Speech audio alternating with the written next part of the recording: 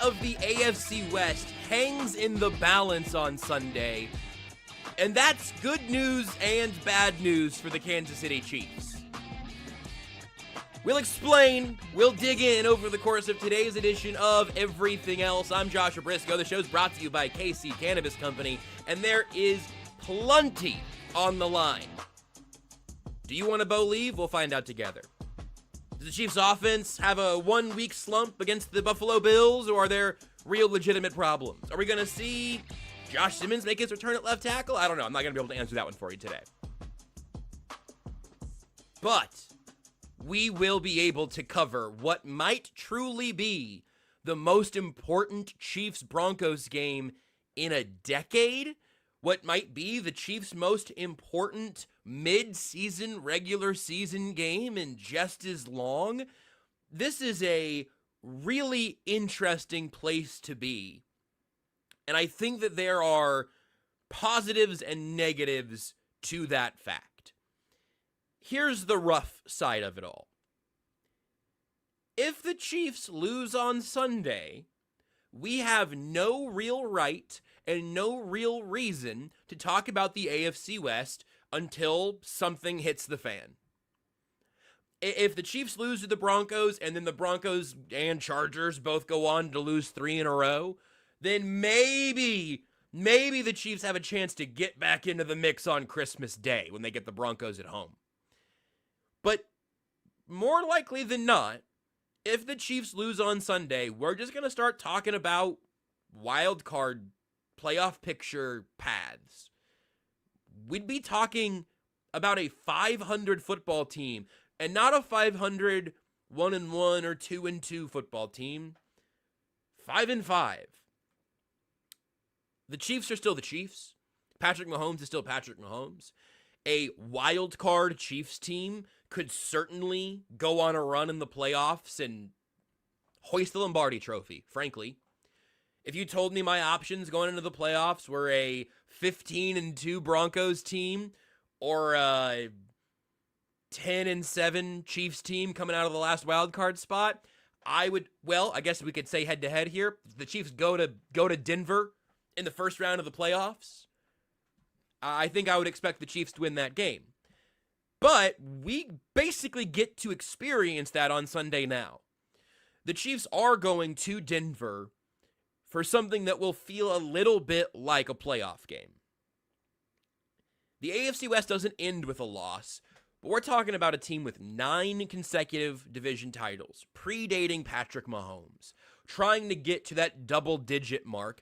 And as Mahomes mentioned this week talking to the media, let me back off, because what the first thing I'm going to say is not what Mahomes said. Here's what I'll say. I do think amongst Chiefs fans, this AFC West title should matter less than what I talked about on Only Weird Games yesterday, the Matt Castle divisional title, where I just wanted a hat that had the word champions with a Chiefs logo on it. I just needed the Chiefs to win something so I could have I didn't have celebratory merch. None of us did for a very long time for the Chiefs. The AFC West now has been something just short of a birthright for the Chiefs for nearly a decade. I mean, you pencil the Chiefs in there every offseason, and the only real laughs to be had are for all the people who pick the Chargers in the offseason. Like, we've covered this ground many times over. So I don't think the Chiefs need to win the AFC West for the season to be a success, because this is actually a team with Super Bowl aspirations. A team that went back-to-back, went to 3 in a row, trying to go to 4 in a row. But what Patrick Mahomes said when he was asked about it, that I did think was interesting, well, it's also guaranteeing you the home game at Arrowhead. And we've proven that we can win playoff games on the road, but there's real value to being able to get that first home game at Arrowhead. But that was an interesting thing to keep in mind, in addition to just the fact that Andy Reid apparently opens every year by saying, all right, everybody, here are our goals. And our first goal is to win the division. For so long now, that hasn't really been in genuine question, in genuine doubt. Again, you want to be contrarian and you want to say, oh no, I think this is the year that Brandon Staley's Chargers figure it out. Okay, that's fine. You can pick them. It didn't matter. Well, Russell Wilson and Sean Payton, that's going to be a hell of a marriage. Okay, it wasn't. Well, the Raiders, no, they don't. That's all in doubt now, and it's not just your opportunity to add a 10th hat or a 10th t-shirt. This is going to be, obviously it's an enormous game from the standings perspective. I think it's just as big of a game from a vibes perspective. And this is the other place where it's good news, bad news. It was all good news for 3 consecutive weeks of football, Lions, Raiders, Commanders. We had reason to feel quite good about the Chiefs on both sides of the ball. What did they end up winning those games by? We had 61-17 total between the Lions and Raiders games, and then 28-7. Blowouts. Really strong performances on both sides of the football. The vibes were so different 2 weeks ago today. Getting ready for Chiefs-Bills, and in a game where it was a 1-touchdown game and the Chiefs were a couple of fingertips away from tying that thing up at the end of regulation. But that was a very deflating game for several reasons. The reason that I feel pretty good about the Chiefs on Sunday is because of the hot take incubator. Because of the fact that I don't want to overreact to every new piece of data that we get. Now, if the Chiefs have to go back to Buffalo in the playoffs, we should revisit the regular season game and then figure out what on earth happened here offensively. The running game worked, but you got away from it. The offensive line wasn't very good. Well, Josh Simmons is eligible to play in this game. He's back. Again, I'd be pretty surprised if Andy Reid walked up to the podium today and said, okay, and our starting left tackle is going to be, drum roll please. I don't think he's going to tell us, nor should he, frankly. Make the Broncos be prepared for either side. You hope it's Simmons, because the Chiefs have told you at every turn he was the guy they wanted to win that job, and he was ahead of schedule and playing really good football before his absence. So I hope it's Simmons, and I hope that Trey Smith is feeling limber and loose after a bye week to try to let that back relax. He was really battling against Buffalo. We can see that. Juwan Taylor left late in that game. He's back. Hopefully good to go. Not likely to see Isaiah Pacheco. We'll see if we get an official injury designation for him today. Weird that George Karlaftis has had the thumb thing limiting him there, but you expect that he'll be able to work through that, I think. Maybe we get a final word on that. And there's another injury that I was just reading. I was scanning this comment I scanned this comment too fast from VF is Epic. I'm just going to read it now because it so thoroughly threw me off my train of thought that I forgot who else I was going to mention. Yeah, thank you, Tucker. I was going to mention Xavier Worthy, but I read from VF is Epic. If we don't win, maybe we need to have a real talk about blowing it all up. And I read that and I was like, oh, okay. Yeah, I think that's probably true. Not this week, obviously. As an offseason plan of if this year sputters out, I think you have an interesting look at what went wrong. But then I kind of kept half reading that and saw maybe getting a few picks for Mahomes and just trying to rebuild. Obviously not going to get there with Mahomes at this point. Thank you, VF, for completely erasing my train of thought. I will say I've seen VF as Epic in the chat many, many, many times over the years. I believe that was sarcastic, everybody. But it got me for just a moment. Xavier Worthy was added to the injury report yesterday with an ankle added as a limitation there. Obviously, he's been dealing with that for a while. The shoulder thing started week 1. The shoulder's off the report now. He wasn't even on the injury report with the ankle. So I think you just hope that works out. But I don't know, man. You got to get on a plane and fly to the Mile High City and play at altitude. And I don't know, weird stuff happens with knees and ankles and strains and joints. So hopefully he's just, I imagine if he's not a full participant today, he'll have to be at least questionable. We'll find out in a little while. But I feel pretty confident that the Chiefs are the better of these two football teams. And I've said that a lot this year, in games where that wasn't the deciding factor as to who was going to win that football game. And if there's anything the Broncos have done with consistency this year, it's win games they shouldn't have. It's have ridiculous fourth quarter comebacks where you go, man, that was not an impressive 60 minutes of football, but the last 10 to 15 minutes, the Broncos just, they won all of those moments. I would even push back a little bit against the idea that they're just like such a great fourth quarter team.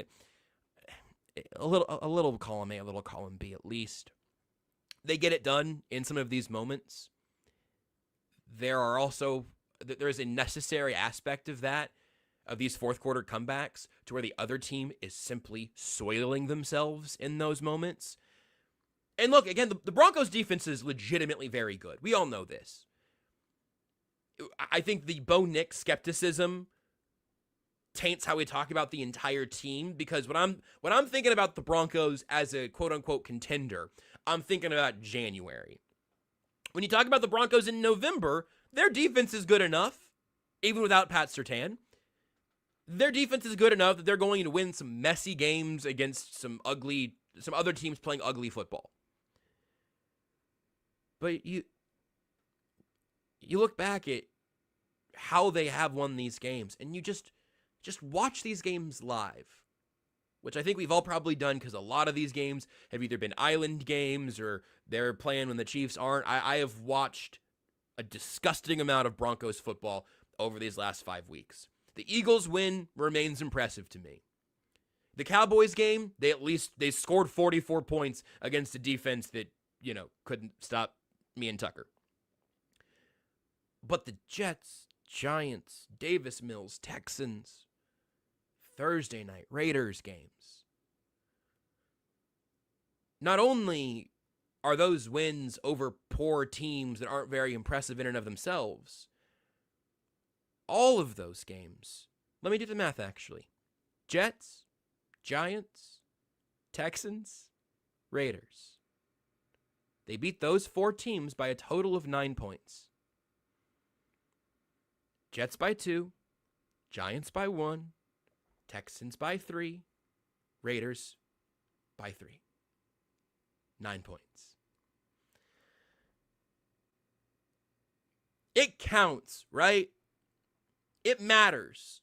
Winning these games matters. It's why they have a cushion, and it's why this game against the Chiefs feels like it could be something resembling a knockout blow from Denver's perspective. It won't be really. The Chiefs aren't knocked out until they are mathematically or playoff eliminated.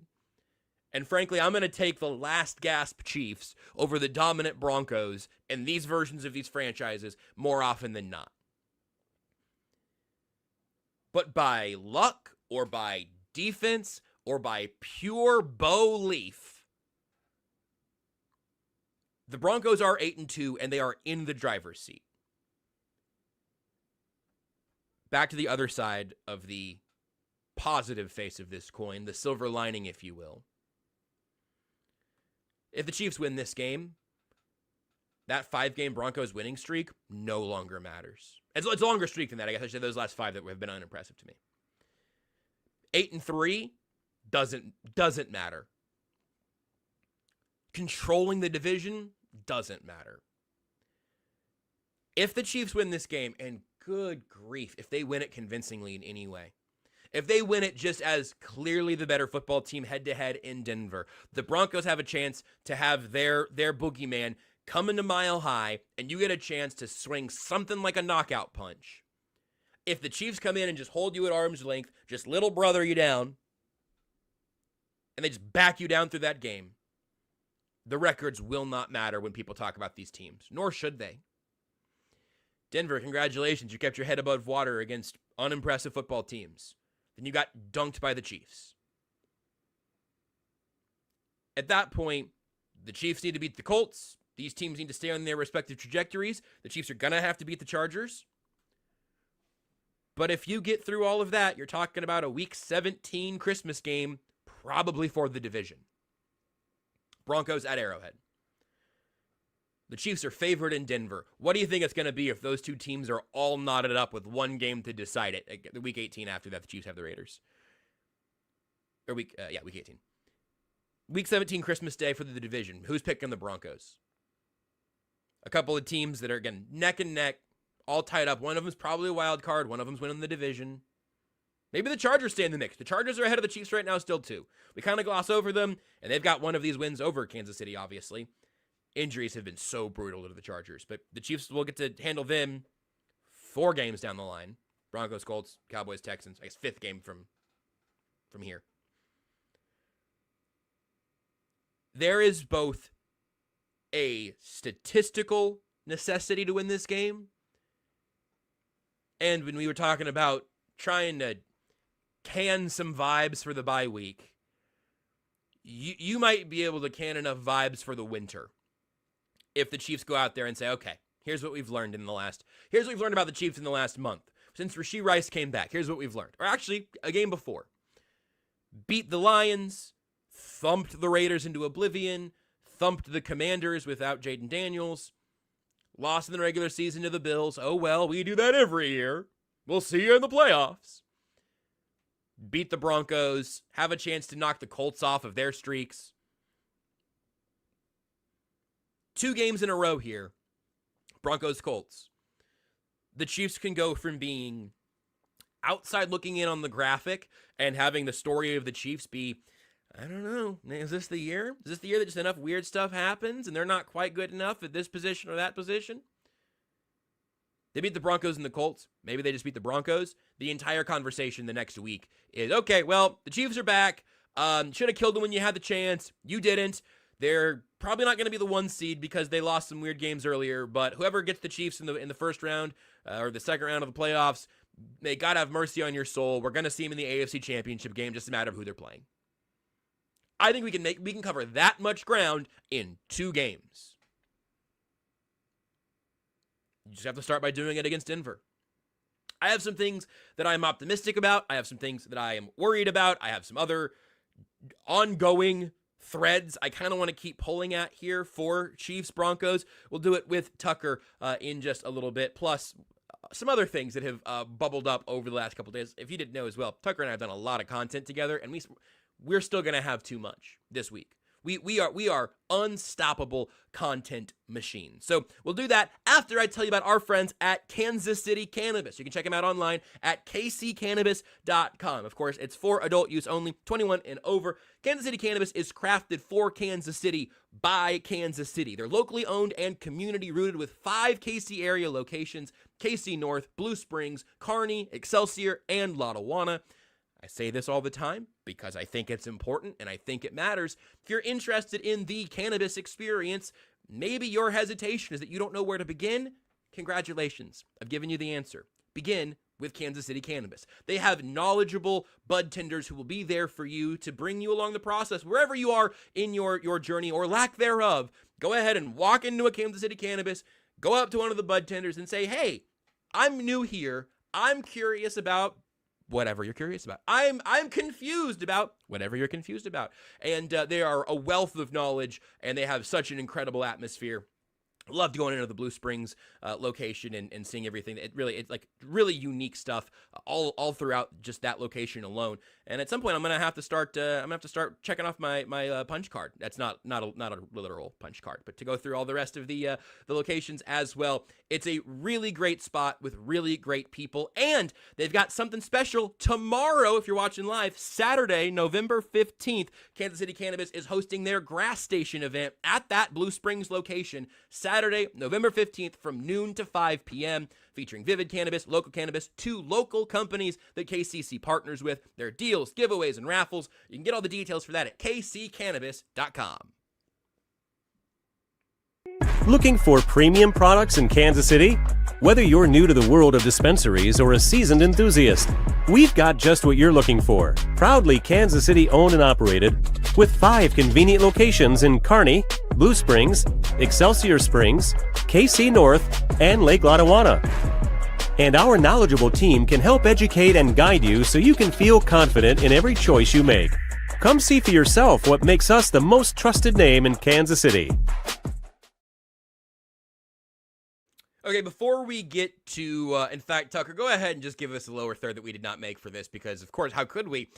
This is a an offering I want to provide to our audience, to the Vibe Hunters. Jackie Moon said, as we were getting ready to start the show in the chat, Josh, I have a possum family under my deck. What do I do? Usually Renee is in the chat, but she is off to set up for a couple of art shows today. And Jackie says that they've got a mama possum and 3 littler possums under the deck there. So first thing, Jackie, is the best thing to do is say a little thank you and be blessed, and then go on with your life. That's what I would do. They're not harmful in any way. You know what possums do? They eat dead stuff. So you get something dead somewhere in a little corner under your deck, back under a shed or something, a possum's going to take care of that. You've got 3 little ones? That's adorable, Jackie. I think they're in a great spot under your deck. But I do have actual feedback from former wildlife volunteer and probably future wildlife volunteer, just not currently practicing. Renee DeVault Brisco. I texted and I said, quick, we've got a comment here with a possum family under the deck, wants some tips. What do we do? And then Renee said, of course, wants tips to get rid of them or nurture them. And I'm saying, again, you got some food you're not going to eat. You got a chicken leg that didn't get eaten before it was going bad. Throw it under your, and that's not official advice. That's just what I do. Here's what Renee says. Okay. If you want to evict some possums from a certain area, just a solid porch light and a radio will make them leave. And I was like, wow, Renee, cool. Wow. Extremely cool compliment to know that's what you get America's only native marsupial away with a radio. Here's what I'll suggest. So light, it means, not a safe little cave for these little possums. So if you leave the lights on, they're less likely to hang around. And what I would suggest is just buy yourself a little Bluetooth speaker and then set up like an overnight playlist of just everything else, maybe the KCSN Chiefs feed. Just go ahead and just run that. Let a playlist of those run overnight, and you'll help our numbers, and the possums won't like hearing our voices because they typically want to stay away from human beings in their space. So the light on and a radio with human voices and some noise and some chatting that way, that'll probably move them away. Although Renee did say that any consistent noise there, hold on, she said a mama possum may be more hesitant to leave, but given the weather, they'll be looking for a place to hibernate right now. So if you don't want them hibernating there, that's a plan. She said you can also ammonia-soaked rags and eliminating all water supplies would be the next thing to encourage them to move. I'm giving you all of this advice because these are like normal, humane, and non-aggressive ways to just encourage them to relocate, which is the way to do it if you do want to encourage them to relocate. But Renee said, fittingly, if you want possums, have a slightly overgrown yard that is quiet and dark with a source of fresh water nearby, which is, in a shocking twist, perfectly describing our backyard. What I really enjoyed about when I was over at your domicile, is that a word? Yeah, absolutely. I was at your domicile for Halloween, and I found myself drawn to your critter cam that was just live streaming what was going on in your backyard, and I got to see a fox come up there, and I think... Oh, this is heartbreaking. That was not in our yard. This might be, sorry, Tucker, this might be Dante Hall's fault, and I'm not going to explain that any further, but it might be Dante Hall's fault in a... No, I understand. Turn of phrase. I understand. We did have a stream. We have a critter. If you search for Critter Vision on YouTube, Tucker's head is in his hands. If you search for Critter Vision on YouTube, there's this incredible backyard setup that we don't have. That live streams all sorts of backyard critters and festivities that way. We do have cameras in our backyard, as we've shown some clips on this show. Yeah. We have occasional visitors, but that was not what was on TV downstairs. It's a dream of mine to get to that point. We don't have quite enough consistent action. Although we did have 2 raccoons and a possum in our backyard last night. I saw when I woke up this morning. How about that? That is pretty cool. I am a little bummed out that wasn't your backyard. I'm really sorry. But it was at least believable that it was your backyard. I don't know if that makes you feel any better. But it makes me feel great. Again, that's a dream of mine. I'm just not there yet. But I thought that was cool. Yeah, I mean, it's just I got to hang out today at Batchelder Family Farms, and I love hanging out with all the farm animals. It's like every week, it's like, all right, who do you wanna play with next? And so obviously this week we were hanging out with the donkeys. You can see that on 5 Things because it's Donkeys Week. Those donkeys. Shout out to Bert and Sugar. Very well behaved. Really? Donkeys. Yeah, I fed them. I had two little treat nuggets in my hands, right? And Brad was watching because they were very interested in the camera. They were like, what is this thing? So I took this. Yeah, right. They kind of wanted to. I was kind of afraid I was going to get kicked. Yeah, I would be. And so I was like, So I gave them the treats and they stood by me and they're just letting me pet them. And then I was just petting them as I was talking about how 5 Things was going to happen. And I said, Kent Swanson, go ahead as I pet these donkeys. I got to tweet out a screenshot. I literally pulled into my house and immediately hopped on this live stream here to do the show. But I need to get the clip. I'll tweet it out. I tweeted out a picture of me inside the donkey pen because it's awesome. Donkeys Week. Yes. But yeah, I am a very, very big fan of farm animals and critters as well. I feel like it is just an ongoing positive force in my life because again, like I keep a big water dish as full as I can outside most of the time because we have some stray cats in the area, and again, like raccoons love coming by and finding them a little bit of water they can wash their little hands in with their little human fingers. I feel like we need a little more whimsicality in this world, and some donkeys or some bison. So should I be calling them bison or buffalo? I had to train myself to say bison in Arizona when we went to Bearizona there, but I don't want to misdiagnose. That's not the right word. I don't want to mischaracterize Chief and his gang. Yeah, so they are bison. They're American bison. Right. Buffalo, the only buffalo are water buffalo. Like, so that's the only thing. This is what I thought was true, but yes. I wasn't.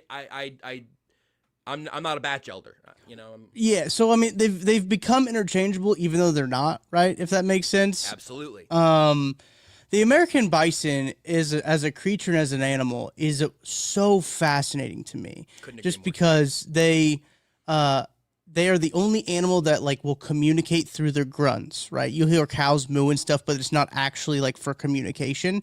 They communicate through their like grunting, their. And you heard, like, if you've been around them, you've heard them do, like, their grunts. It's pretty, like... This is actually how I communicate when I'm not podcasting. Yeah, right. Like, when we turn off the camera, Josh and I just grunt at each other through a microphone. And we know exactly what we're talking about.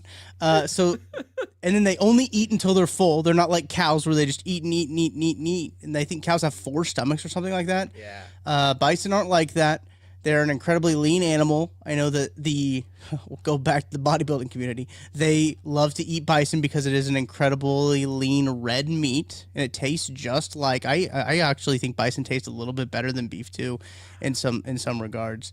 But they're a distinctly American, fascinating, yes, story, both in the way that they were incredibly lovingly and caringly used and raised. And by the natives, and then absolutely blown to the brink of existence shortly thereafter by us, and they are in so many ways they're such an interesting, perfect bit of Americana iconography. I love it. This is very funny. Ryan said, technically off topic, as if anything is for this show. Correct, you read, Ryan. I need to know if Tucker and Josh prefer the beanie tiger to the paw print Mizzou logo. And I was Googling it to make sure I was picturing the right one, and then Ryan followed up with, just saw Tucker's shirt, which has aforementioned tiger. I wouldn't have called that a beanie. I don't know if that's how that's Sailor tiger is kind of how they refer to it as sailor tiger. I mean, this is very much in the context of what we've been talking about. I love the mascot logos of probably every team, given the opportunity. Nothing wrong with the paw print logo. Nothing wrong with the current Mizzou Tiger head logo. That what you're wearing right there, Tucker, the Sailor Tiger, whatever you want to call it. That's my favorite Mizzou logo, period. Mine is the paw print M, and I know that's not. I like the block M with the paw print. That is my favorite one. The oval tiger's fine. Like, I think that the one that they have now is fine. I know there's a lot of people that aren't particularly stoked on the oval tiger. I grew up on the oval tiger, so it's good. It's a good sports logo tiger. 100%. I'm trying to think of the other ones they've had in the past. Yeah, the paw print M is my favorite. They do the block M on their helmets every now and again. Mhm. And you know that Michigan like has the block M already, but they don't put that on their helmet because they have the wingtip helmets is I There's think a what they're called. Specific word for that. Yeah. I think they're wingtipped helmets. But yeah, I like that the use of the block M for Missouri. The paw print is great. I think Tigers using paw prints are good. Clemson's kind of the same way. I think Clemson's Tiger being just the paw print is pretty cool. But the Sailor Tiger is good. The only problem I have with the Sailor Tiger is it's not exclusive to one university. There's a bunch of different schools that have, like BYU has the Sailor Cougar, and what it is it was a designer that just designed all these logos and just Really? like. Yeah, it's just for that fascinating story. He designed all these logos and then like licensed them out to the schools, like to a bunch of different schools. Like LSU has the same tiger, Auburn has the same tiger, but like the logo up here is different, right? So I think I would believe that if I saw them all together. It's clicking now. Yeah. But I had no idea. I would watch a 2-hour documentary about that guy and those logos. yeah, I think like if I remember correctly, I saw something about it. Sailor Tiger logos, artist. I'm pretty sure like Michigan that's how, one. Michigan one appears to just be the winged helmet. I thought there was a specific name for what that particular design was called, but there's a whole Wikipedia page for the winged helmet design, which is so sick, by the way. Art Evans, the story of Art Evans and all your favorite. This is on Home Field. Yeah, he did the Ibis. You know the Ibis one. The K State has one too. Alabama has one. I'm going to read an excerpt from this right now. Picture this. It's 1963, and you're checking out a trade advertisement from Angelus. And an ad. I'm sorry. I just saw how many of these he did. I'm so sorry. He's done a ton of them. And like that's the part too. Art Evans is basically like the inventor of this, and he has made all of these different tigers, especially for LSU, for Auburn, for Missouri. Was like, I mean, he made all of them, made them different hats, and every university like loves their own, right? But he's done a ton of these. And they are actually, Tucker, the Mizzou one that I'm seeing here, the LSU. What is OXY? Something is that like? I don't know what OXY is. Yeah, I don't know. Maybe is that the name of a mascot that I don't know or something? Those first four there are identical color swaps. The Mizzou one has a little bit of fuzz to it that the others It does, don't. yeah. I'm noticing that now too. Baylor and UNC and all. I mean, so he wasn't just doing Tigers; he was also doing all these little vintage sailor hat mascots. This rules. Yeah, so this guy must have just loved sailor hats. Like he must have said, like, you know what I really want to see? I want to see these mascots wearing sailor hats. The Longhorn with the hat coming off. I mean, I've seen all of these. Actually, not all of them. I haven't seen this Rice one or the Marshall one. The NC State one is iconic. A corncob pipe, dude. Like this is hard to beat. It really is crazy because like these have become iconic mascots for every single fan base. And I love these. The Purdue Boilermaker, the iconic Tommy the Trojan, these are the stuff of legends. It's staggering to showcase the power for a company, but what's even more staggering to know is every design came from one person. Like that is crazy that all of these are iconic and they all came from the same artist. Like even the Oregon Duck one's Daffy Duck, right? Like it's like a Daffy Duck with an Oregon hat on. Donald.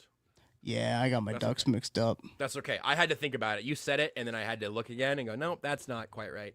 Daffy Duck yeah, he's the Looney Tunes one. Yeah, Donald. Okay, so can Duck, we? Yeah. Well, Renee's already drawn a possum for like that we see during the logo. Like Art's dead, so we can't have him do anything. Well, that's we can pay tribute. Yeah. I think I'm gonna have to ask Renee to do a sailor hat possum. That would actually go incredibly hard. Like incredibly, right? Yeah. We can make some stickers out of that. That's good stuff. Wow. Thank you, Ryan, for that continuation into something that wasn't Chiefs Broncos. I'm so excited for this football game, but I've said so many words about it already that I'm kind of at a point of like, what have I not said already? Right. Thank you to Campbell Cooks for the super chat, by the way. 2 legends, content machines of KC Swole Network. What a guy. Thank you, Campbell Cooks. Oh, by the way, have I given you? Did I send you the update on KC Swole Network? Yes. Okay. Yes. I'm just gonna tease it. I'm just gonna tease it. Gears are turning. Gears are turning. Gears are turning. Hey, the update is that there might be an update, but the gears are turning. Gears are turning. That's all I want to say. I did want to highlight this from Seamus. He said the oval tiger's like Alex Smith. It won't lose you any points, but it ain't gonna win too many competitions on its own. I think that's a great way to put it.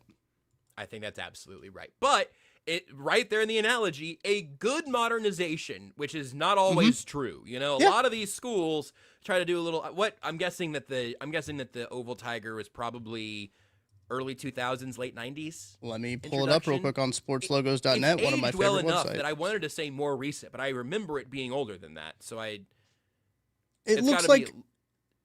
Oh wow! I would not have guessed this. 2014 was the first iteration of the oval tiger. That's impossible. So they had the block M with the tiger in it from 99 to 2014 that said like Missouri underneath. I don't know if you are visualizing that in your head right now.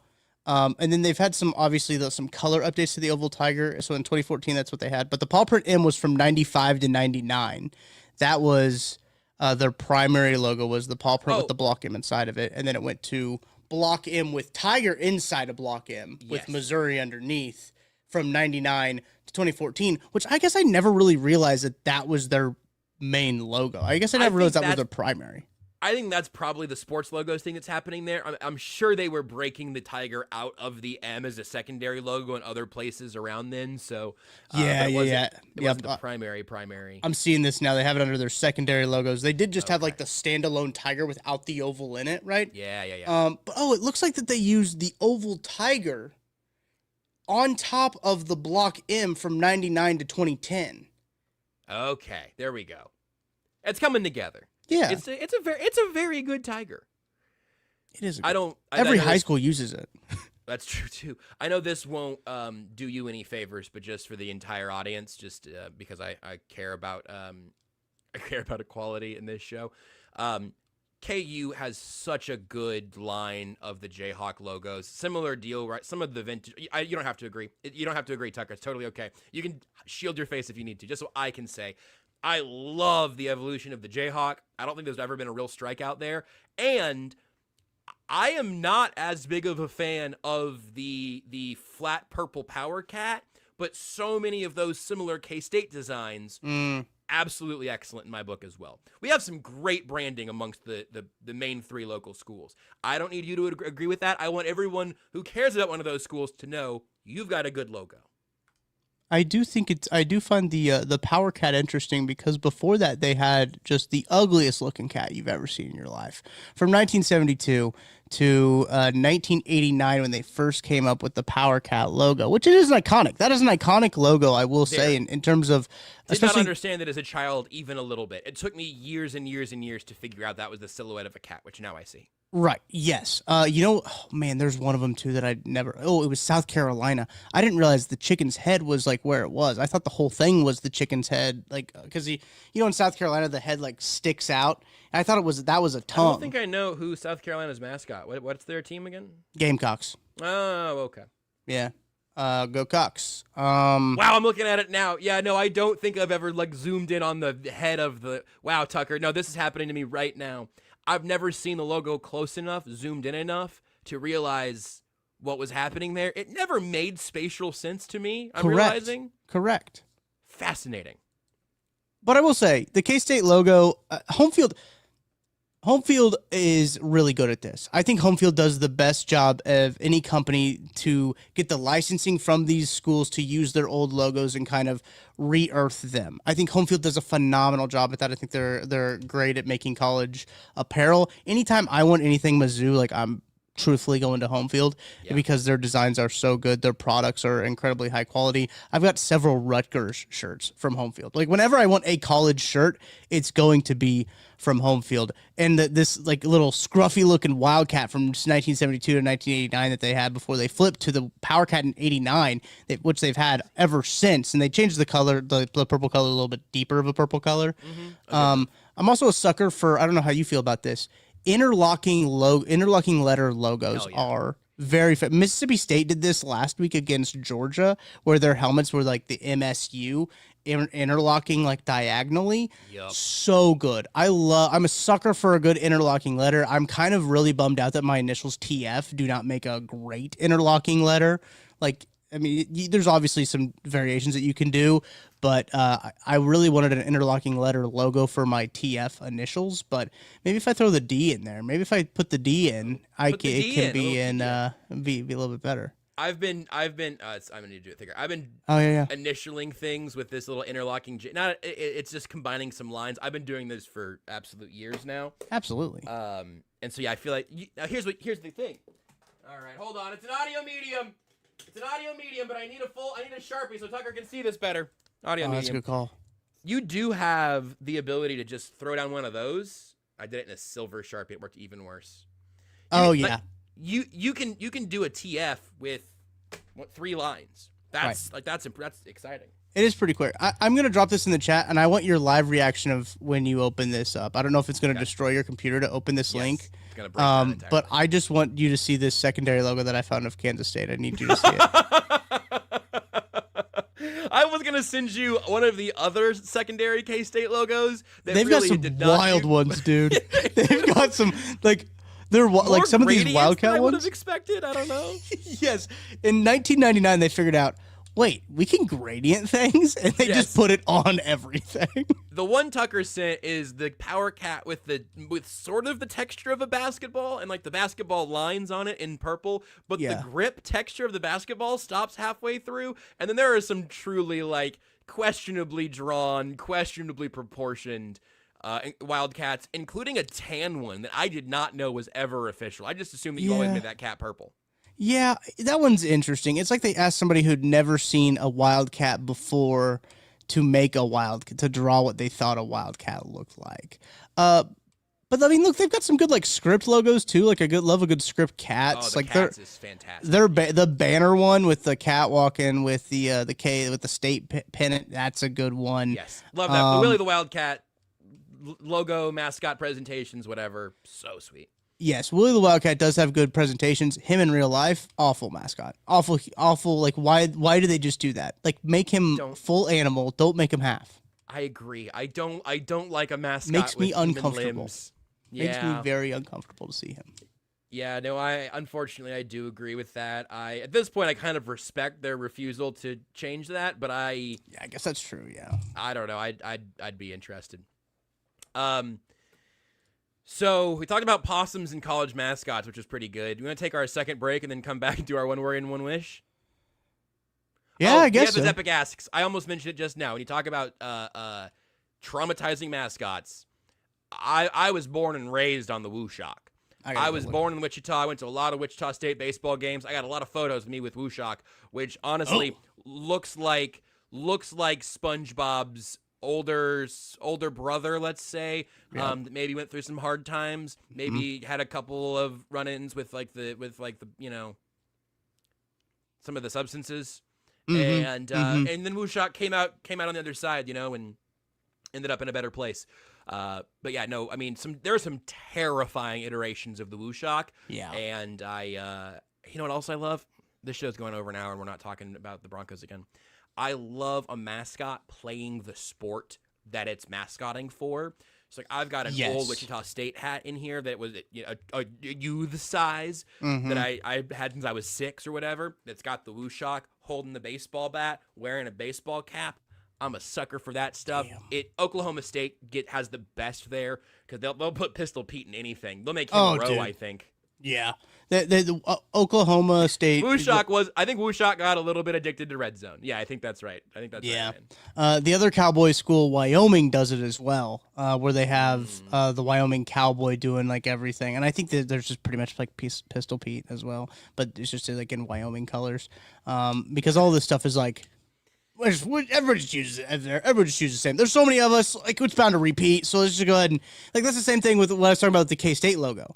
The K-State logo, I might think it's more iconic than it is like from somebody from like Pennsylvania, right? But it seems like every single school that's Wildcats has the Power Cat logo. Yeah, no, I think you're right. That there are a lot of Green Bays that are not Green Bay. There's a lot of like Georgia, for example. Right, like Georgia, the University of All right, let's take our second break. We'll come back and we'll worry that we're going to wish that we talk more mascots. Chiefs Kingdom, what is your favorite touchdown? By now, you guys already know that my favorite touchdown is the next one, because with DraftKings Sportsbook, an official sports betting partner of the NFL, every touchdown could bring you closer to cashing in. From first touchdown score to anytime touchdown props or the thrill of live in-game betting, every snap is loaded with opportunity. You want spreads? They got it. Over-unders? DraftKings got you covered. Same-game parlays, regular parlays? DraftKings has it, and you need it. And here's the best part. New customers bet just $5, and if your bet wins, you'll get $300 in bonus bets instantly. Your team hitting pay dirt pays out to you.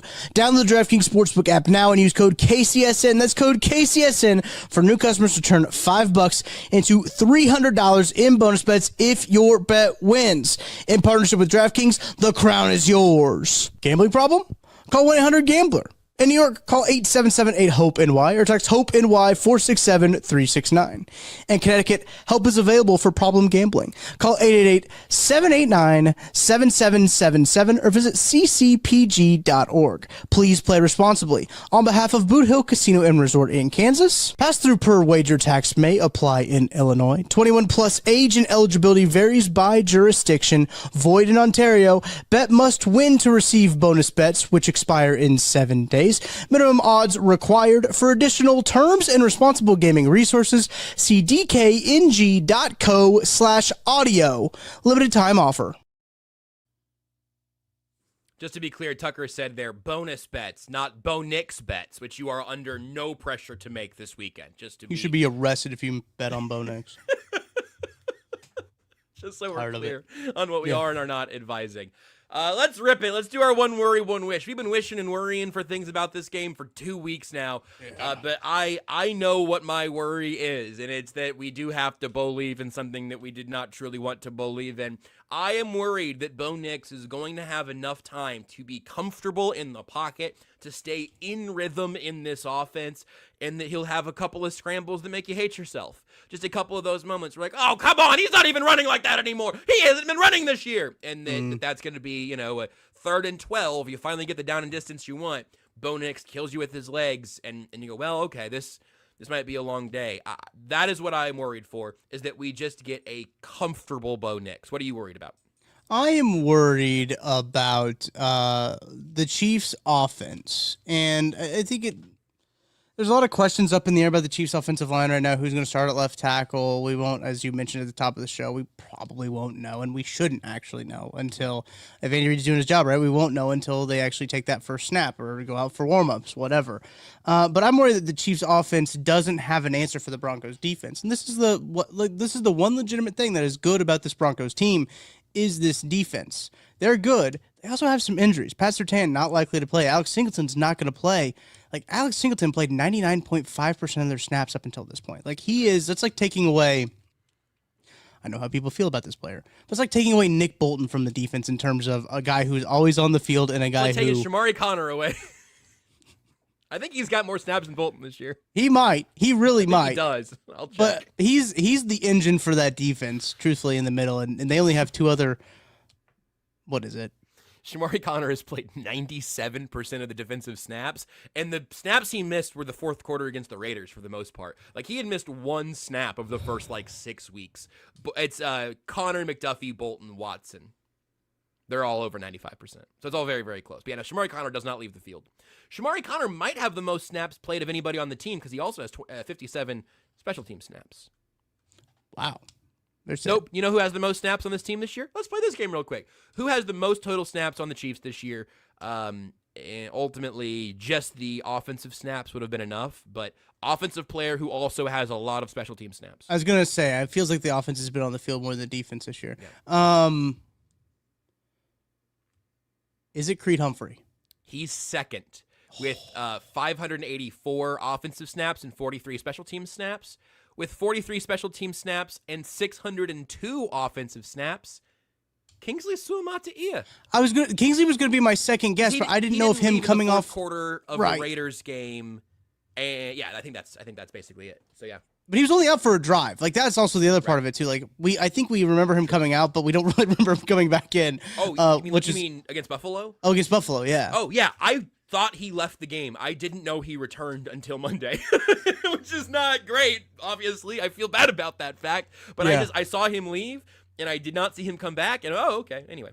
Yeah. So my worry is that the Chiefs offense doesn't have an answer. They don't come back with, okay, well, the Broncos are likely going to play some zone because they don't want to man up with having Pat Surtain out. They don't want to man up with having Alex Singleton out. They got some guys who aren't necessarily great at zone, and Dre Greenlaw and Justin Stranad. Those are the two inside linebackers, so they're probably not going to play a lot of man, so they're going to need to have answers against zone. The Bills played a lot of zone a couple weeks ago, and the Chiefs didn't really have any answers for it. So it's really going to come down. Did the University of Phoenix Online GAs come up with this game plan, or was it Andy Reid? My worry is it's the University of Phoenix Online GAs. No offense to them, but yeah, I'd like to have a little more experience on the staff. For sure. Mine's gonna end up going hand in hand here, and I think it's because I did so thoroughly talk myself into this being the biggest issue from the Buffalo game for the Chiefs offense. My wish is that the offensive line comes out in this game and just dominates. Yeah. And I don't even mean like you don't hear Nick Bonito's name all game. I don't think that's realistic. I'm saying go out there and win the trenches. Mm-hmm. A narrow win will count because this is a very good Broncos pass rush. Actually, I learned this because Herbie Tiopi asked it in a question. That's Herbie Tiopi of KCSN. Shout out Herb. I think he asked Matt Nagy. The Broncos have 14 players with at least one sack this year. I think they have 2 players with a half sack, I believe. I looked it up to double check the count. And I was like, what? There's no way. That's what? Crazy. Really? Yeah. 14 players, and the Chiefs have, like, you get some blitzes and you get some exotics and stuff. The Broncos are so varied, though, in the ways they can get pressure on you. I want to see a day where Patrick Mahomes just can live his life in the pocket, and when he's pressured, it's because he's been waiting for something to open up downfield. Or that, maybe there's a loss here or there. If Josh Simmons comes back and he gets beat bad on his first drive, I get it. You haven't played football in quite a while now. I'm not going to panic after the first few plays. But a return to form by a hopefully healthier, much better feeling Trey Smith and Juwan Taylor, who had several really, really good games in a row before taking a step back, metaphorically and literally, I think. I really, really, really want to see the offensive line be one of the stories after this game. The Chiefs won in Denver, and it's because the blip on the radar was the O-line's performance against Buffalo, not the several weeks before that. That's my wish. My wish is that Bo Nix is just Bo Nix, I guess. I'm so tired. I know that we didn't. I think you should say it the way that you wrote it here because I think it's even more visceral. Let me see how I wrote it.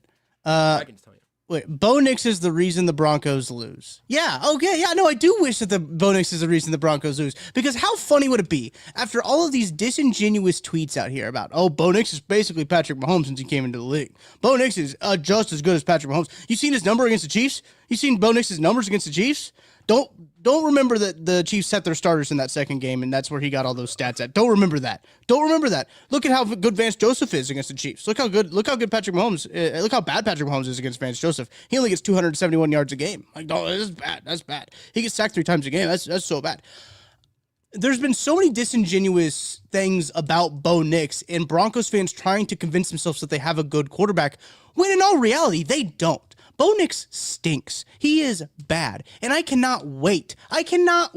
For Bo Nix to face an actual defense. I've got to bring it up. No, Josh. I don't even know if we need to cross our fingers, truthfully, because look at this. I'm bringing up the ass list. Do you know why, Josh? Because there's a lot of ass on my screen. There's a lot of ass on your screen because we're looking at the Jets tier, the very bottom tier of the ass list.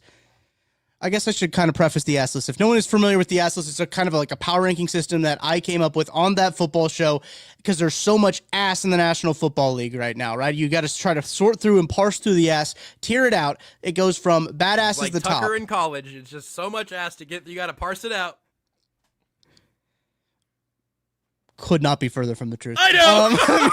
That is just like, that's why I also didn't say it about myself. I can't make this joke about me. That's not gonna hold. So crazy. Badass is the top tier. Not ass, kind of ass, super ass, mega ass, super mega ass, ultra super mega ass, and then Jets. So when you look at the teams that the Broncos have beat, I talk about this on that football show with Matt Verderame. When you look at the teams they've beat, they beat the Eagles. Okay, they're kind of ass. They were at a time the Eagles had no clue what they wanted to be as a football team. They were struggling to find their identity. They also beat the Texans that are in super ass. The Texans are only up there, I think, because of their comeback win over the Davis Jags. Mills. Yeah. That's the Davis Mills the Davis Mills Texans now. They beat the Cowboys, who on the chart they're super mega ass, but their defense is probably ultra super mega ass. They have beat the Giants that are super mega ass. They've lost to, or they beat both of the ultra super mega ass teams in the Raiders and the Titans, and they've lost to 2 of the 3 teams in the Jets tier. And you're going to be out here and tell me that Bo Nix is actually a good quarterback? He's not the reason that they're winning these games either. I know, Josh, I know I sent you a message in the private chat and I said, I'm glad that we talked about sports logos because I don't know if I could talk about Bo Nix again because I knew that this would happen. As soon as I went to talk about Bo Nix, I would just be inundated with a wave of pure frustration of the disingenuine takes and disingenuine conversation about Bo Nix. He stinks. He's bad. And I want people to see that when he actually faces a real football team for the first time in his, not career, first time this season, that he absolutely, for lack of a better term, sorry, Mrs. Brisco, when he shits his pants in front of everyone, I just cannot wait for that to happen. You look at his record last year, they could not beat a playoff team. They could not be a competent football team against a playoff team. I forgot about that. They couldn't beat a playoff team last year. This is the thing with Bo Nix and the Broncos. Their defense keeps them in long enough for Bo Nix to throw a rainbow lollipop ball that Cortland Sutton catches. I mean, that's really what it comes down to. And if the Chiefs defense can, what we assume to be, hold a Broncos offense that is dog water. This offense is dog water. And the Chiefs can find a way to get in the end zone a couple of times against this Broncos defense that is injured. You feel like in a pretty good spot. I think I said 30. Did I say 37-7 on the on the Only Weird Games? That was a little. I think that was a little aggressive on my part. I responded to Cole. How about those Chiefs? Shout out Cole on Twitter. I said 62-3 was the final score for the Chiefs. But like, man, I'm just the conversation around Bo Nix and like when I watch these games happen, Josh, and I know you do too. We watch these Broncos games play, and we see Bo Nix play, and you're like, ugh, that wasn't very good. And then you log on Twitter, and they're like, wow, Bo Nix was so great. Look at these numbers, and it's just like, what are we talking about? What are we doing? VF is Epic asks a very good question. You got to keep us responsible for this. But I'm gonna stand up for Tucker here. VF says, does this break the hot take incubation rule, or does it even qualify as a hot take? Neither. Respectfully, this is a take that has been in the incubator since the beginning of the 2024 season, and has aged pretty well through then, and went back in the incubator this year, and it's aged pretty well since then. I don't think the Broncos stink. I think they are a flawed football team like most of the league is. I can't pretend that I think Bo Nix is good. And honestly, Tucker, you know what? I also think this is true. I think there's like a 40% chance that we are, this clip, we don't have to do any more work. I think there's a 30 to 40% chance that we are going to end up on or in Brandon Perna's timeline at this time next week. And we're just going to have to live with that. I'm afraid. Look, I have fear still. Football's too weird. I feel so confident that Bo Nix stinks and is a terrible quarterback that I'm okay with that, with this being out here and living that. He was getting booed at home on Thursday. He can't move the ball against the Las Vegas Raiders. What? It's the Raiders. I mean, it's just... I had what is it? MHK right there in the chat said pretending Tebow Nix is like good as like pretending Mahomes is bad. It's very true. He threw out Tebow Nix on the live stream the other day, and I was like, I've got to use that one because he is. I saw that. I think it's actually kind of a slight to Tebow. He's a winner. Well, so hold on. That was it's the same argument. Golly. He wins games. He wins games. Yeah, I mean, and then he gets. Rachel blasted. says she works for Perna. She can make that a reality. Rachel, keep us away from Perna. I like Perna a lot. I don't want to be his food if I can avoid it. He scares me. He's threatening. That level of chaotic energy is Phoenix is a good one. Yeah, Perna just did a video with Cole, I'm pretty sure. I've chatted with Perna many times over the years. I find his work excellent, even though I think he does better work than his football team does. He was on AES a time or two, I believe, at least once for sure. Yeah. Do you want to talk about carrier disputes, or you want to end the show while we have the chance? You can go either way. This is a Tucker Franklin option route right now. Do you want to break this inside and keep it going a little bit? Or do you want to step out of bounds and reconvene on Monday? No, I think I want to talk about carriage disputes because I think it is a very interesting. I think it's a very interesting topic of conversation.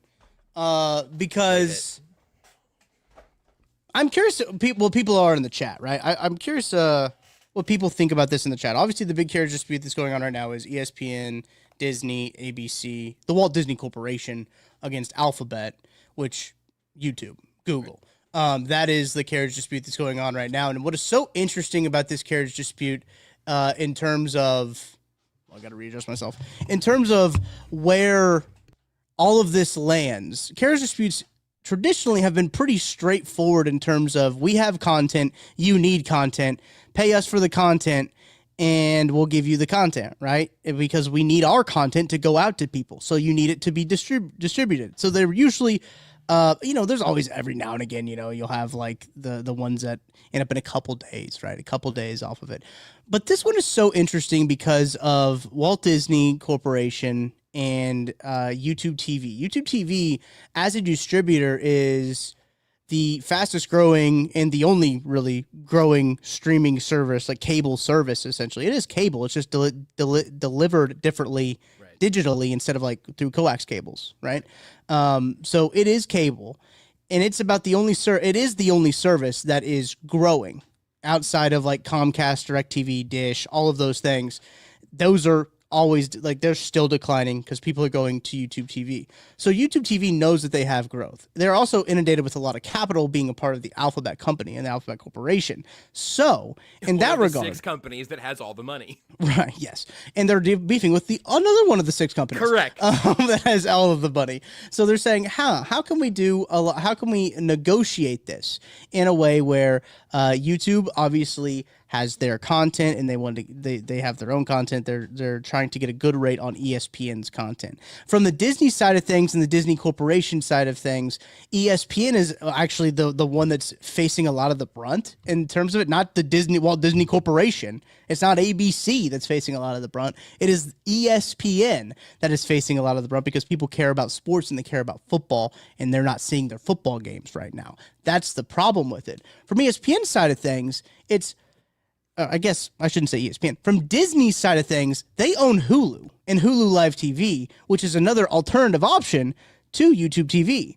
And they also have the ESPN direct-to-consumer app, which is like, hey, if you don't have if you don't have cable, you can use our app and you can pay us instead. So they are almost incentivized to try to get more money from YouTube for them to then carriage their product. What is interesting on this end of things is this dispute is going on we're on the precipice of a second Monday Night Football to be not aired on YouTube TV. Oh, right. So that could be a huge monument in terms of like how that all shakes out, how that all works out. Maybe that'll be deadlines make deals. We know that.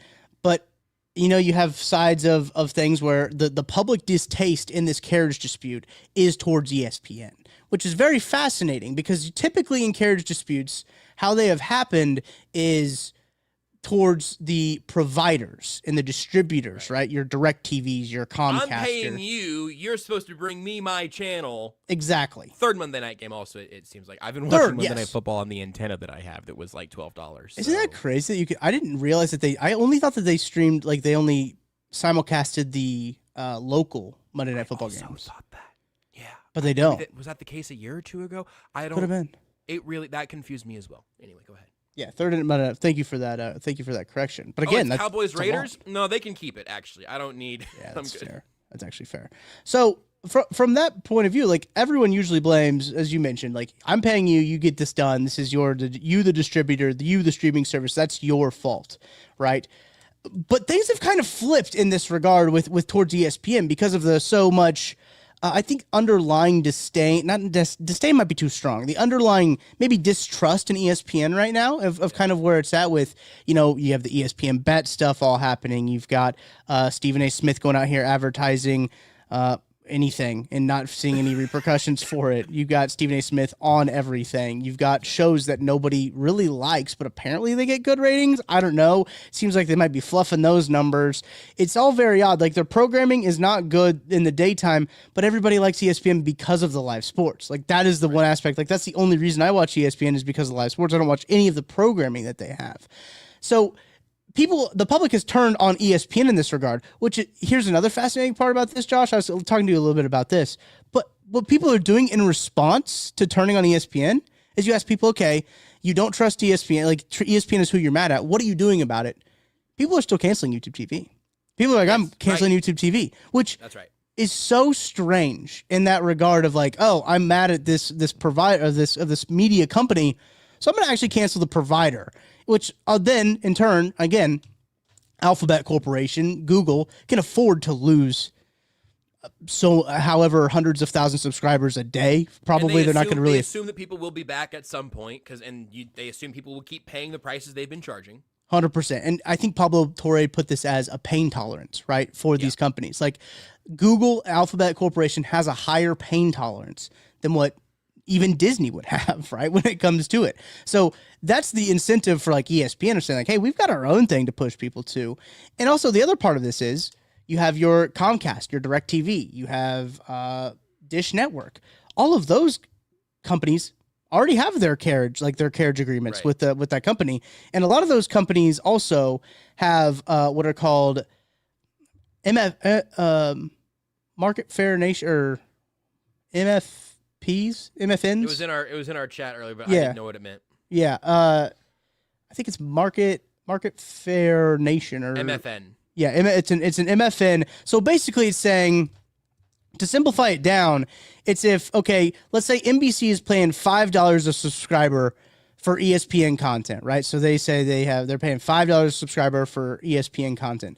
They give ESPN, Walt Disney Corporation, an MFN saying, hey, if you sign another deal with another company, it has to be $5 or more. Like, this is your floor, basically, is what they're saying.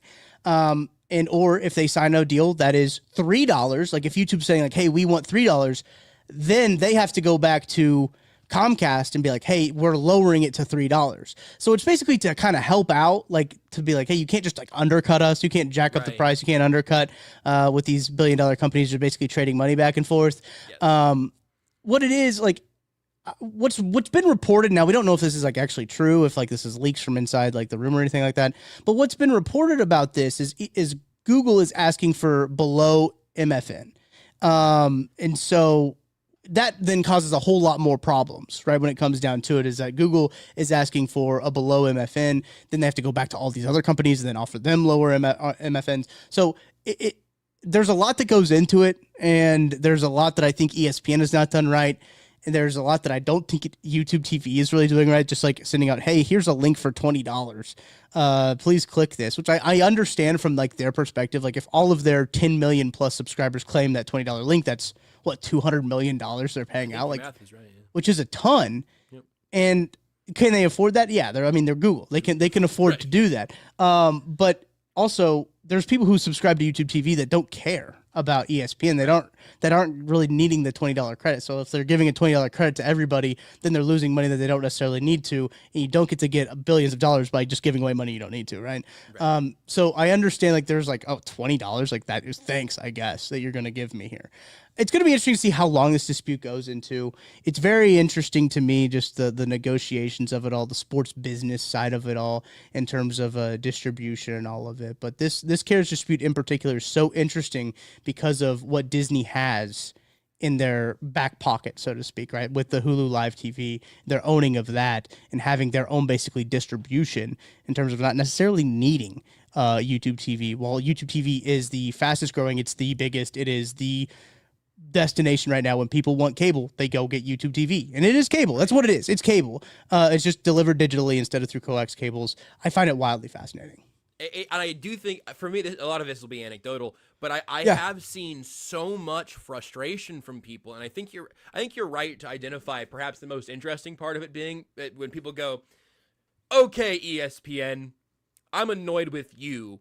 I'm canceling YouTube TV." Right, yeah. Because on some level, it's like, oh, that's your average median voter, right? Like the bit of like, oh, well, hold on. It's like hold on. How does this belief lead you to this answer? Mm-hmm. But in this case, I think it makes sense because I think what leads you there is exhaustion and disdain and frustration for the fact that YouTube TV it's been nearly a decade. I think it was like 8 years or something since they launched, and their price has almost tripled since launch. It's like $35, and now I think a lot of those plans are hitting $90.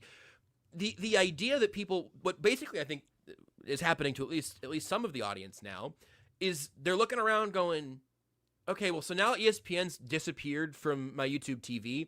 I'm now reevaluating how much I'm paying and how much I'm using this. I think a ton of people who were basically paying for cable, effectively, as you said, people are paying for cable for live sports, look around and realize what I've realized, which is, okay, well, do you know what I do pay for? I do pay for NFL Pro Plus or whatever it is that has Red Zone. Because that's just for the price of Red Zone, that's worth it. And I get the price of all of the game film and going through the replays and stuff. That is a worthwhile expense for me. We've also got Amazon Prime because we have Amazon in every corner of our lives. So 100%. Thursday Night Football I can see. Okay, well now Sunday and Monday Night Football, and I'm working most Sundays, but if I'm not, I'm watching Red Zone. Sunday and Monday Night Football, I can plug the antenna in and just it's by a window. It works fine. I really do think that a lot of people. I'm not watching Food Network. I'm watching food YouTube channels that have completely replaced the utility of that for me. Yep. So I think there are a lot of people. I was going to use my mom as an example, but apparently they are still using YouTube TV. I thought we talked about this a couple of weeks ago. We did, yeah. Because she was like, well, what do you know about what's going on? I was like, well, what do you guys use it for? And what's the login situation? Yeah. I think the logical conclusion for a lot of people is I'm getting my media through alternative methods frequently. And again, I'll pat ourselves on the back here, but like I love seeing when people are watching our shows here on KCSN on their TV like nuts. they would be for instead of perhaps First Take or Pat McAfee. Right. And because I think there's a good evolution in terms of the quality of media you're getting and the specificity of it, of course. We are literally offering a Kansas City sports network. You can watch it on your phone, you can watch it on your TV, you can watch it on your tablet, you can listen to the audio after the fact. But you can do all of that, and we're bringing it to your screen freely. So, like, what? So, and then I've checked my notes here, and also it's a terrible time economically for actual human beings. Absolutely. And everyone's looking around going, man, I'm spending a lot of money on subsidizing the Pat McAfee show, which I don't need more of in my life at all.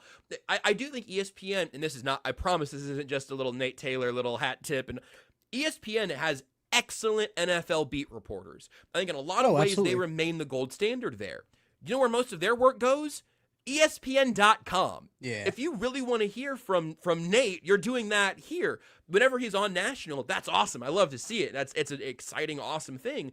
And like NFL Live, I think still does a pretty good job of actually talking about, the NFL. Even on like ESPN2, I was at a sports bar a couple of weeks ago, and ESPN2 was on, and it was This Is Football with Kevin Clark. It's his podcast. Yeah. And I forgot that they've basically done that where they're taking a podcast, recording the video, and that's filling up the deuce. And like I think Kevin does a really good job. And I'm cool that video is accessible. But it's not something I'm paying $80 a month to see. I can listen to it for free. I think a lot of that video stuff ends up on YouTube for free as well. So 100%. I think that this is such an interesting collision of how people are doing economically right now, how much more expensive these services have become, how much less you're getting bang for your buck wise. And to your point, I just think, and again, like I don't know that I would have paid $60 a month to keep more around the horn in my life, like Ronson Trent mentions around the horn and PTI. Like that was foundational for a ton of us when we could just turn on the TV and have Around the Horn going into PTI when you're done with school or whatever. There are so many options now. There are. If you want highlights, you're probably getting a TikTok edit. If you want analysis, you ought to go to one of your local places that you go to. And it's hard to make some of those choices make economic sense when you're not using the product that much, which is like where I ended up talking to my mom about it a couple weeks ago. Like, I don't need any of this that badly. Right. If you're a huge college basketball fan, maybe that'll change. And now the NBA is fragmented, which I don't think is the worst thing in the world. I wish that fans could just pay one price and see all the games. And frankly, it's made the Royals situation actually look a little rosier in retrospect. Like, okay, so you're telling me I can just pay $100 and I'm going to get 150 of the, because I have a couple that went to Apple and some Nationals and stuff, but I'm guessing it was about 150 games. I can pay you $100. I'm paying you less than $1 a game. If I'm actually watching 100 baseball games in a year, that's an excellent value to be able to watch every pitch from a home, right? If you're telling me I'm paying all of this money, again, for shows that I don't really watch and for services I don't really need, I'm like the NBA thing being fragmented, kind of annoying, but I'm probably going to check out the NBA on Prime because we've got Prime. And if there's a game on ESPN that I can't see, I'm going to live. Like, I'm going to live until the finals come, until the playoffs or whatever, and then honestly, I'll find out what's where then. When March Madness comes around, I would like to have all of the Turner channels, but last year they expanded into the March Madness app over the last few years, I think. They've had like that Fast Break channel, which I've been able to watch either for free or very conveniently. I can't remember what the setup was.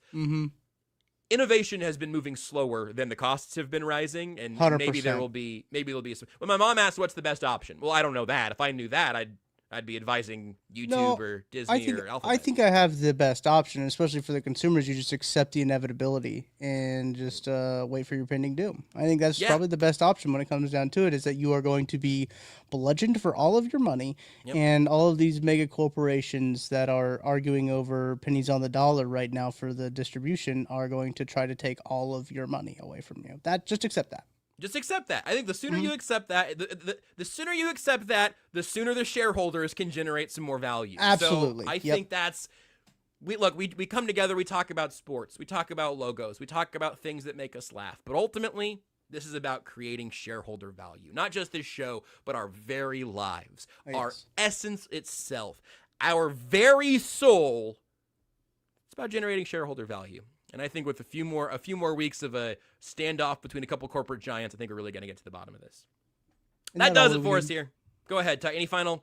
I just wanted to say, like, that's just what we need. We just need standoffs between corporate giants and two of the top 2 companies in the world just squaring off and making it really awesome for all of us. It's just awesome. That's just the world that we live in. Cool. Darian, I'm happy when corporations are happy, and isn't that the truth? Get yourself an antenna. Go ahead and go bunny ears, just for old times' sake. Oh, you see, Paperclip is working now too. If you shove the Paperclip up there, and the coax little amp. Really? I saw a couple people on TikTok say, "Hey, look, I got the Monday Night Football game with the Paperclip trick." With the Paperclip. Uh-huh. Or I can pay $90 a month to listen to Joe Buck and Troy Aikman and Russell York. Why is it failing? We'll talk to you on Monday. Bye, Mom.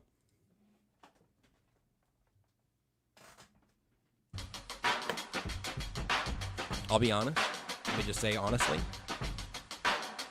I think Joe Buck does a good job. No further comments about the 3 names I mentioned a second ago. Free Joe Buck. You know how good he'd be with Greg Olson and no referee expert. Him and Greg Olson would be good, actually. It would be good. I do think Joe Buck has a curiosity about the sport of football that Greg Olson would really bring out that he hasn't been able to really feel. Oh, this is a whole other take. I'm just going to get it in before the music stops. The incuriosity and the lack of enthusiasm in so many mainline NFL broadcasts right now is really heartbreaking. I don't need everybody to be Gus Johnson, but I would like to believe that you do love the sport you're watching. Right.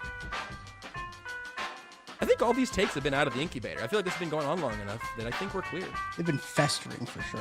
That's true. A couple of these have turned moldy in the incubator. Yeah. A couple of these should have been allowed to air out a little earlier. Maybe instead of an incubator, mine is just a hot take jar that I shove all of everything in all the way down, and then it just pops open, right? Like one of those really poor slinky things that like the clown will give you. Snakes or something. Yeah, it explodes. Yeah, like the little fake trick jar thing. Uh-huh. That's my hot take machine. That's where I put my feelings.